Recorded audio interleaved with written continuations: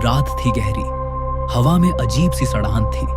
दूर कहीं जंगल के अंदर धाएं धाया की आवाजें गूंजी, जैसे कोई किसी को मौत की नींद सुला रहा हो। भाई पेड्रो और जायमी जो पास के खेत में काम करते थे, उस आवाज से चौंक उठे। सुबह जब धूप मुश्किल से धरती को छू रही थी, दोनों भाई जंगल के उस हिस्से की ओर निकल पड़े जहां रात को गोलियां चली थीं।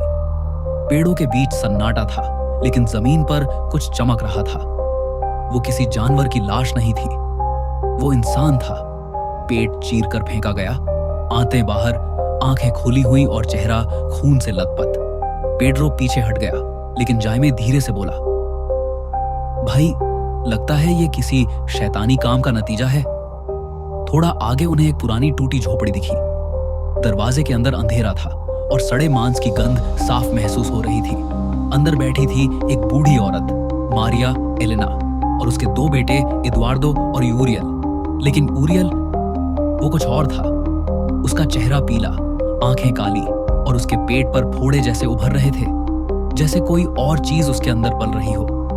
बूढ़ी औरत ने कांपती आवाज में कहा, वो अब इंसान नहीं रहा, वो सड़ा हुआ है, एक रॉटन, उसके अंदर एक अजन्मा शैतान पल रहा है। पेड्रो और हाइमी ने डरते हुए पूछा, तो जो मरा पड़ा था जंगल में, वो कौन था? मरिया एलेना बोली, वो एक क्लीनर था। वो आया था इसे मारने, इससे पहले कि ये बुराई बाहर निकले, लेकिन वो खुद शिकार हो गया। और तभी बाहर से किसी चीज की खटपट की आवाज आई। दरवाजा हिला और यूरियल की आंखें सीधी पेड्रो पर टिक गईं, काली, खाली और फिर भी जिंदा। पेड्रो और जायमी ने तुरंत सारी बात रुइज को बताई। वो जमीन का मालिक था और उसे सिर्फ अपनी जमीन की फिक्र थी। रुइज बोला, ये मेरा मामला नहीं, इस सड़ांत को यहां से दूर ले जाओ। तीनों ने यूरियल को एक ट्रक में बांधा और उसे सैकड़ों किलोमीटर दूर ले जाने लगे। रास्ता सुनसान था, हवा भारी और आसमान में काले बादल मंडरा रहे थे। पेड्रो बार बार पीछे मुड़कर देखता। यूरियल की हालत अब और भयानक हो चुकी थी। उसकी त्वचा नीली पड़ चुकी थी और पेट ऐसे फड़फड़ा रहा था जैसे कोई चीज बाहर आने को तड़प रही हो। घंटों बाद जब ट्रक रुका, पीछे का दरवाजा खुला। यूरियल गायब था। पेड्रो बोला, वो कूद गया होगा। रुइस हंसते हुए बोला, तो समझो हमारा काम खत्म। पर असली डर अभी बाकी था। अगली सुबह रुइस के खेत में उसकी एक बकरी अजीब हरकतें करने लगी। वो कांप रही थी, झाग छोड़ रही थी और उसकी आंखें बिल्कुल यूरियल जैसी हो चुकी थी। रुइस की बीवी घिमेना चिल्लाई, गोली मत चलाना, गोली चलाओगे तो ये बुराई हवा में फैल जाएगी। लेकिन लालच और गुस्से में रुइस ने बंदूक उठा ली, ढाई, और उसी पल उसकी जिंदगी बदल गई। जिमेना की आंखें पलटी, चेहरा स्याह पड़ गया। वो उसके ऊपर टूट पड़ी, उसका सिर फोड़ दिया और फिर खुद को गोली मार ली। रात में दरवाजे पर दस्तक हुई। एदुआर्दो था, वही यूरियल का भाई। वो कांपते हुए बोला, वो सब मर गए, मां भी गायब है, मुझे डर लग रहा है। पेड्रो ने कहा, ठीक है, तू हमारे गोदाम में रह ले, लेकिन सुबह निकल जाना। एदुआर्दो ने सिर हिलाया, मगर उसकी आंखों में वही खालीपन था जो उन्होंने यूरियल में देखा था। सुबह सूरज उगा, लेकिन रोशनी में भी साया मौजूद था।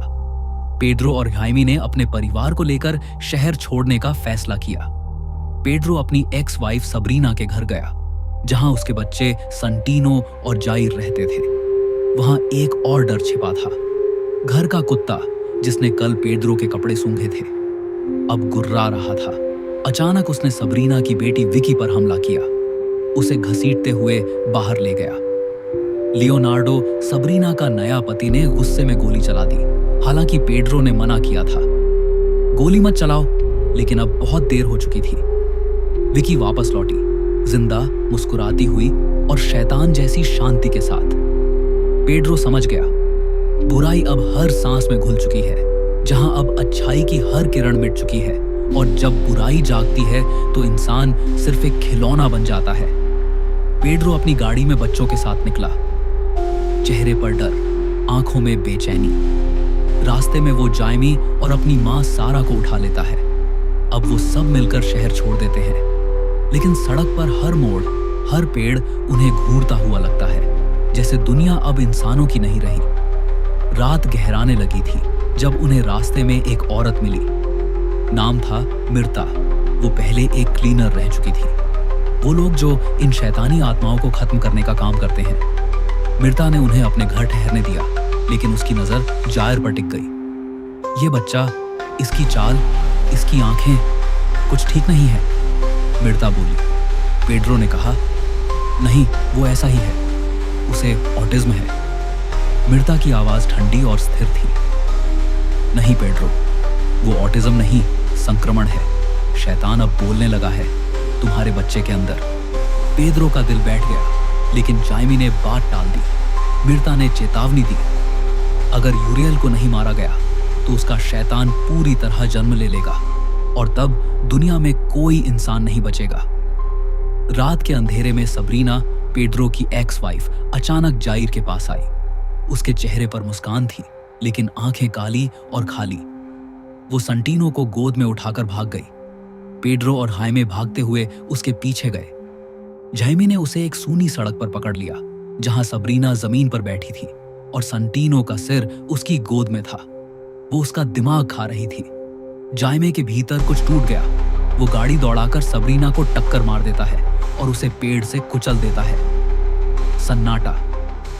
रात और गहरी हो गई। पेड्रो और मिर्ता जाइर को सारा के पास छोड़कर यूरियल को ढूंढने निकलते हैं। उनका रास्ता उन्हें एक पुराने स्कूल तक ले जाता है। अंदर बच्चों की हंसी गूंज रही थी, लेकिन वो हंसी नहीं थी, वो कुछ और थी। सड़े हुए गले से निकली आवाजें।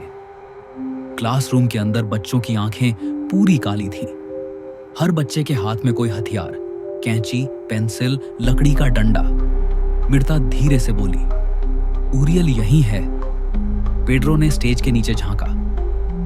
ऊरियल की लाश वहां गड़ी हुई थी और उसकी त्वचा फट रही थी, जैसे कोई अंदर से बाहर निकलना चाहता हो। मिर्ता ने जल्दी जल्दी एक एक्सोर्सिज्म रिचुअल तैयार किया, लेकिन पेड्रो की बेसब्री ने सब खराब कर दिया। वो पास रखी फायर एक्स लेने ऑफिस भागा और बच्चों ने उसी वक्त दरवाजा बंद कर दिया। पेड्रो जब तक लौटा, मिर्ता मर चुकी थी। उसका शरीर चीर दिया गया था और सारे उपकरण तोड़ दिए गए थे। पेड्रो के अंदर अब सिर्फ गुस्सा बचा था। वो स्टेज के नीचे घुसा और यूरियल को पीट पीट कर मार डाला। पर वही उसकी सबसे बड़ी गलती थी, क्योंकि शैतान अब जन्म ले चुका था। यूरियल के शव से कुछ हिला।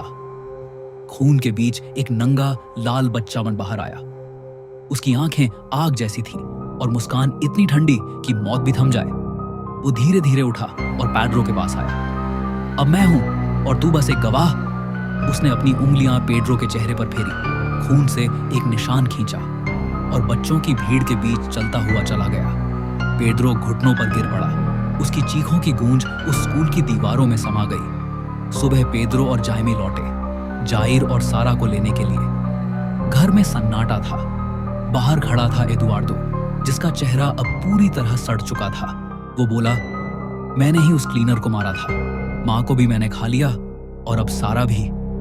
पेड्रो अंदर भागा। सारा गायब थी और जाइर शांत बैठा था, हाथ में आइसक्रीम। पेड्रो ने मुस्कुराने की कोशिश की, पर तभी जाइर का चेहरा मरोड़ने लगा। वो खांसने लगा और मुंह से निकला सारा के बाल और उसका हार। पेड्रो बाहर निकला, आसमान की ओर देखा, घुटनों के बल गिर पड़ा और उसकी चीख जंगलों में गूंज उठी।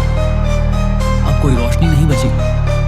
When evil lurks, यह संदेश देती है कि कभी कभी बुराई को हराया नहीं जा सकता, क्योंकि वह इंसान के डर, लालच और अंधविश्वास में ही पनपती है। फिल्म एक अत्यंत उदास और भयावह नोट पर समाप्त होती है, जहां अच्छाई की कोई किरण नहीं बचती।